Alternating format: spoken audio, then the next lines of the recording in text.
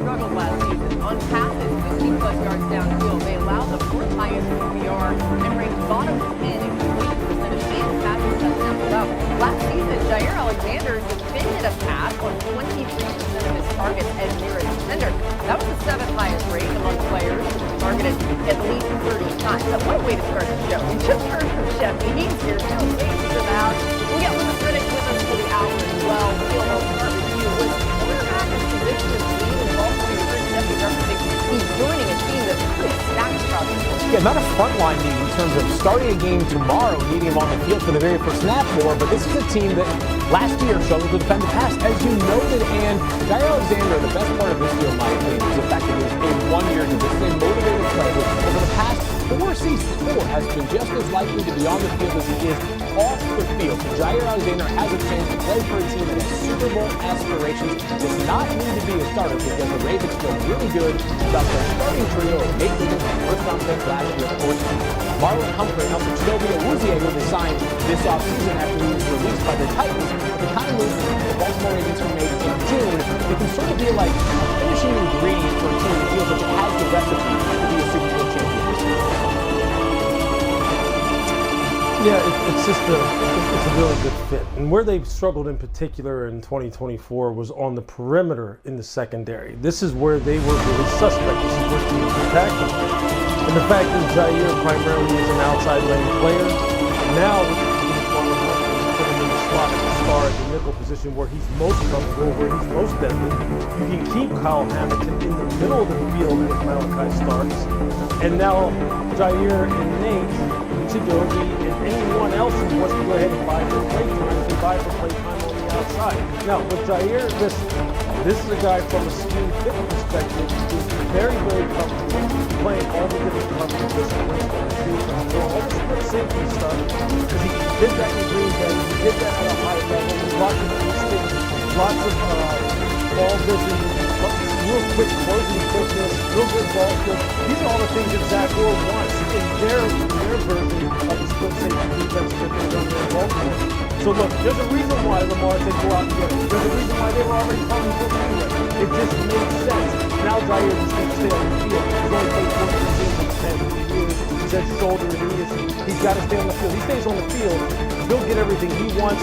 Baltimore will get everything they want. Yeah, so Laura, when we look at this in the aggregate of the first and second rounds of the NFL draft, the Ravens defense now has a new look. Right, Malachi starts, a player that the Ravens were incredibly enamored by during the pre-draft process. They were thrilled to land him where they did towards the end of the first round. And then the second round, they get Mike Green, led the FBS in sacks last season, who was a right-wing pass rusher. And the Ravens like 29th pass rush win rate last season. This is a team that just could not get home in the biggest moments. Go back to their 3 losses last season against Josh Allen and Patrick Mahomes under center.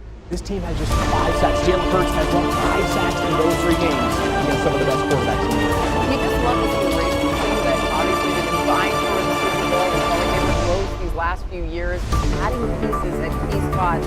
It can't hurt, right? New on NFL Live. Let's go to Chiefs mini camp. We're going to hear from Patrick Mahomes talking about Travis Kelce. Yeah, I expect Travis to be Travis, man, and obviously the play on the field is going to be high. He's going to go out there with the mentality that we're trying to win the Super Bowl this year. We're just falling short this last year, but then I think more than anything, it's the leadership that he brings to the building every single day, and how he leads by example, and how he leads vocally. It's a big impact on our football team, and so I expect him to play at a high level and then be even better leader. Early on in my career, I would set those goals for myself, and I just think it's just more of a genuine feel and the right mentality to just go out there and try and make every play for my team. Last year, I think I failed, especially in that last game, and being the leader and being the one that can step up and make plays. So just setting the bar higher for myself this year than I have in the past. As you said, Travis owning it, and he hasn't looked the same over the last 2 seasons, right? In that span, he's averaged under 60 receiving yards per game, has a total of 8 touchdowns. His yards per target and yards after catch have also dipped. In the previous 3 seasons, he averaged 80.8 receiving yards per game, good for 8 in the NFL, had 32 receiving touchdowns, which was the 3rd most. And Adam, what are you hearing about Kelce as an interesting year for the team? Well, people say he's lost weight, and obviously the whole team, including Travis Kelce, has a point to prove. They did not like the way last season ended. It did not sit well with them during the offseason, and this team has gone out and made a number of changes. I think Travis Kelce, Patrick Mahomes, they all take this personally, and it's reflected in the work that they put in during the offseason, which is a lot. Now the team has gone out, it's made a number of changes, it's brought back Hollywood Brown, it gets back Rashee Rice, of course, they used their first-round draft pick on Josh Simmons to play left tackle, protect Patrick Mahomes blindside, and that should be a boost for this entire offense this season. Yeah, I think some people were wondering whether Travis Kelce can rediscover a more explosive form in the middle of the field. I don't know that I expect that at his age. Or this segment, as you tend to feel a whole lot better getting into your 30s. No, that being said, I do think that there are ways in which the Chiefs, with their wide receivers, can help give Travis Kelce a whole lot more room to operate with. Over the past 3 seasons, the Chiefs have become a decidedly less explosive offense. Check the numbers here. Last year, they were second to last in explosive plays, defined by us plays that traveled 20-plus yards, either on the ground or through the air. Just 2 years ago, or 3 seasons ago, in 2022, they were fourth. When Travis Kelce has his wide receivers darting down the field, taking safeties and corners along with them, he can absolutely feast in the middle of the field. That has been congested over the past couple of seasons, especially last year, which made Travis Kelce a much less significant threat than he was in all those years in which he was basically guaranteed to go for 1,200 yards and 10 receiving touchdowns. Yeah, but I think it's hard. Had the amount of success that it's hard to stay sharp as far as your preparation, your attention to detail. You know, you really being on that razor's edge every single week. Well, it's funny how you get a little kick in the rear end when a team absolutely dismantles you on the biggest stage. It's funny how it'll make you lose focus and go, okay, we're letting some little things slip here. Now you have a little bit more fire burning.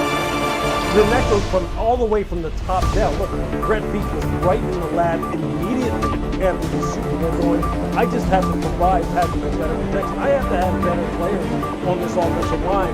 So my quarterback is not running for his life. And he went out and did that.